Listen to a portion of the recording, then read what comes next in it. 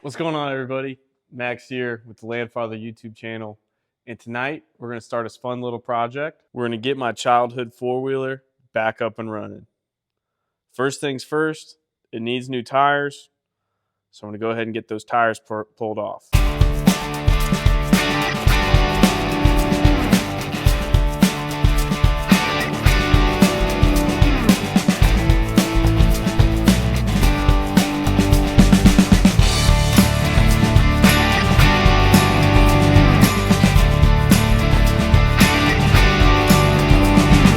All right, so that's the tires off. I think the next order of business is going to be to pull off this front plastic so I can get at the carb.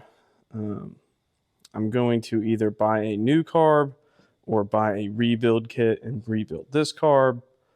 I'm going to drain the fuel tank, replace the spark plug, take a look at the air filter, and change the oil. And I bet you that's pretty much all it takes. There's one screw over here. It's going really well getting the plastics off. But this screw is kind of stripped already. It doesn't really fit any of the screwdrivers I've tried. So I'm kind of keeping trying at it. I believe that's the 7th screwdriver I've tried in there. I'm not frustrated yet, but I'm quickly approaching it. The other side came out super easy. Well, that's pretty frustrating. Oh, gosh. All right. Seems like some of this stuff's pretty stuck on here. I don't like that.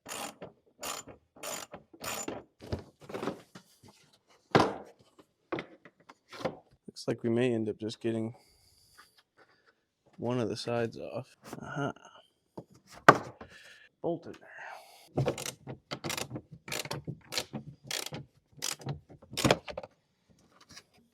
There we go. Okay. I think we can probably just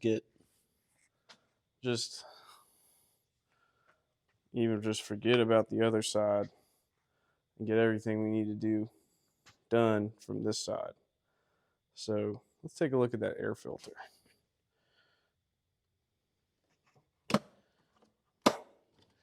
This thing is a little dirty. Oh my God, there's baby mice in it. Do you see that?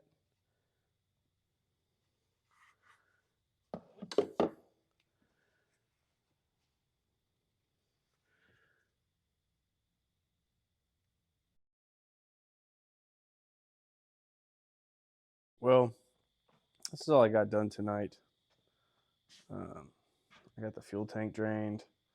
I got that air box out, which I was not anticipating having to do. I broke a fuel line. I haven't gotten the carb pulled off yet. This kind of feels like a project I maybe not have budgeted the correct amount of time for. I didn't think I'd get it done tonight, but there's a little bit more to it than I kind of originally may have thought. So, might need to do a little learning about how this goes together and comes apart. It is pretty intuitive. They're not complicated machines.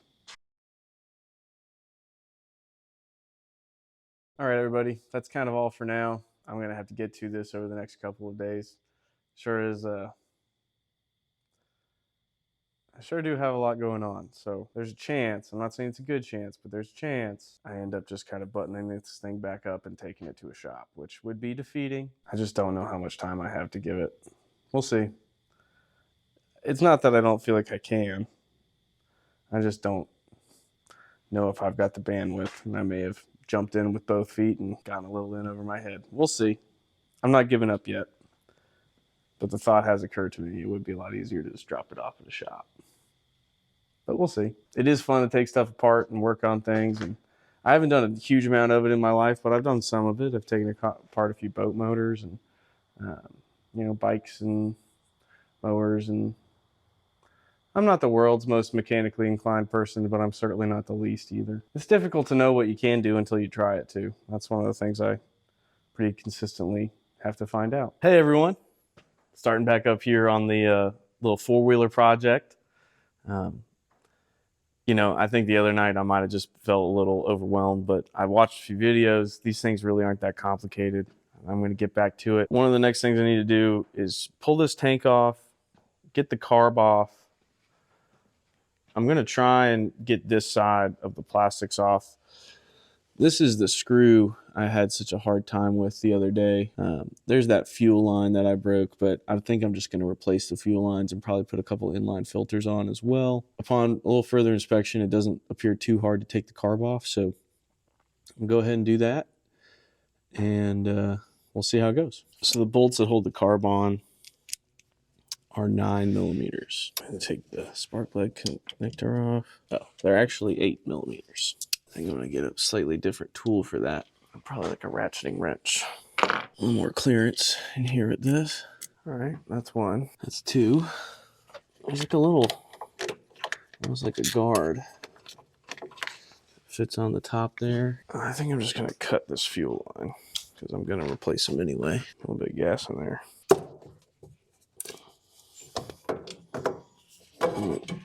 Carb's out. Appears at some point this carb gasket failed and somebody decided to use some sort of compound that I'm not particularly familiar with to try and get this all mated up correctly. I'm definitely going to need some new gaskets. All right, I'm going to take the tank off so I can clean it out a little bit. I'm kind of curious, but I may end up having to take off this intake to scrape all that gunk off of there, but we'll see. Right now I'm just kind of doing the kind of clean as you go approach a little bit, just trying to not lose anything. Not that that's ever happened to anybody who's taken anything apart. The nuts to take the tank off are 10 mils. A little bit of a tight fit in there. I think I might need a ratcheting wrench. Ratcheting wrenches are really nice. This will be a lot easier without this piece of plastic right here. Might be able to come to from the top with a nut driver. There we go. There's a little strap on this side, a little rubber strap. I assume is for vibration. Tanks out. So also let me clean the petcock out. I think I am going to have to take this intake off and put these bolts right back in the holes they came out of. That's a trick I learned way too late in life. You're taking something apart and it's kind of complicated. If you put back what goes where, it takes a lot of the memory out of the equation. That tends to be kind of the hardest part for me, just remembering where everything goes. I need something really low profile.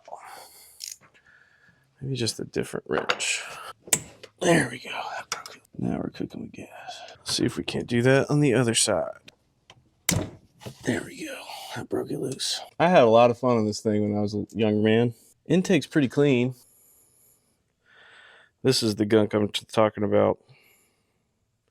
It's going to be a bit of a chore to scrape that off, but I'm glad I got it off. I should have some painter's tape in here somewhere, which seems like a pretty good choice for putting something over that hole. I think I'm just going to use a little bit of that clear tape.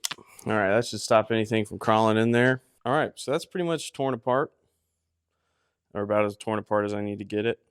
It's really dirty in there, so I definitely need to give this thing a bath. But all the hardware I took off, besides these little body panel clips, should be pretty much back where it goes. I'm going to kind of straighten up, tidy up. I've made a bit of a mess here. Get everything in one place, and then figure out what I'm going to work on first. And kind of get a game plan together, see what I need to order. But let's go ahead and get cleaned up. Wow.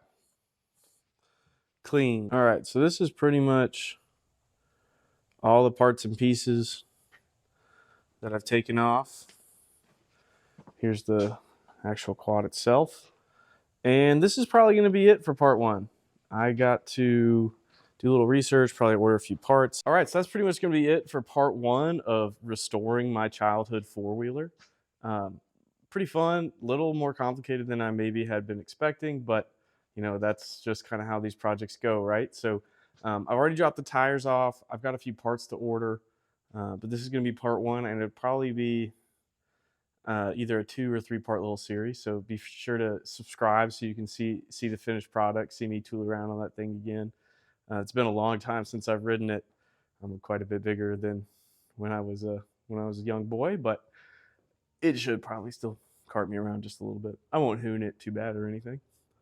But thank you so much for watching, and excited to continue to make this content. And if you could, drop a like, leave a comment, subscribe to my channel. There's a lot more good stuff coming. So y'all take it easy out there, and have a great rest of your day.